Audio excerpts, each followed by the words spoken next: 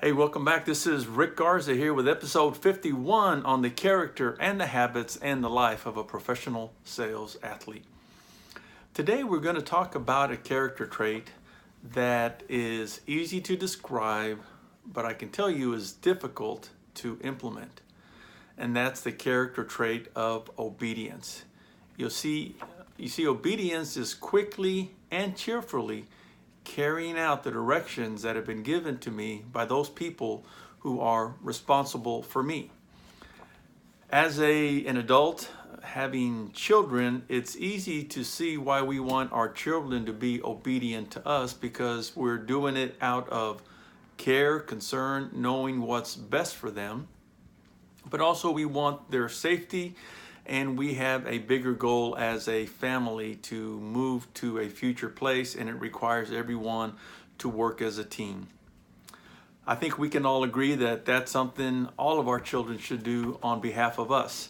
But now, as a professional sales athlete, we are now in a position that we need to be obedient, which means to quickly and cheerfully take on the direction and act out the direction that has been given to us by those who are responsible for us as individuals and as a team. And you may say, Rick, I do that already.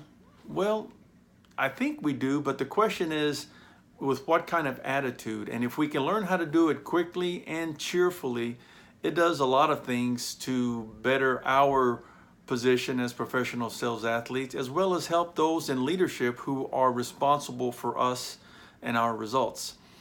And maybe two good examples that I'll give you of how obedience can work to your benefit and for your safety, one from nature and another a military story. First story I want to give you is the story of the Canadian duck. Canadian duck, a mother, when she places and builds her nests, are usually as high as 50 feet above the ground. She does that for a reason, because she knows that those who want to get to her eggs won't be able to climb that high. And she builds the nest, she deposits the eggs, she nurtures them, and at a certain time, it's time to get out of the nest. And what she does is she gets down, flies down to the bottom of the tree, and starts quacking. What those quacks say in English, I don't know, but I do know it's encouraging her children to jump from that 50-foot nest. And if you've ever been anywhere that's 50 feet high and your mom told you to jump, you might question it. Well, these ducklings knew exactly what they needed to do, and they jumped. And they landed, and the way God designed them, their body is so flexible and their feathers are so fluffy still, that when they land, they just bounce around. And then they get up and they follow the mother duck to, as quickly as they can, to safety into the water. But there's always those one or two ducklings who don't obey the mother. And she can only quack so long without realizing that she's putting the entire family in danger because of predators who hear her quacking. So she would only wait so long, and after a while she has to take who she has and move on to safety. The remaining ducklings either are left to starve or will become dinner for a predator. Obedience is important in life situations as well, and there's a military story of how the gentlemen that are on the Navy, on aircraft carriers, were trained during World War II to be obedient first and then ask questions later.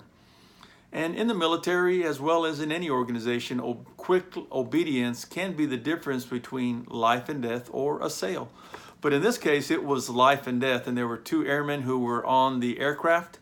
The military officer in charge yelled out to them to hit the deck.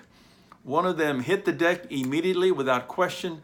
The other turned around to wonder why he was giving them that order. And there was a plane with propellers at the time that was off course, and he lost his life. The other gentleman, the other military gentleman who obeyed his commander, had his life saved because of his willingness to quickly and cheerfully obey the direction of those responsible for them. I think about what's going on today in our world, and sometimes being independent, we feel like we need to be our own person. But in the world of being on a team and having someone that we're under their authority, we need to be obedient, and we need to quickly and cheerfully do what they've asked us to do. And I guarantee you, if you do that, you will have this umbrella of protection of someone who wants to support you in all of your efforts.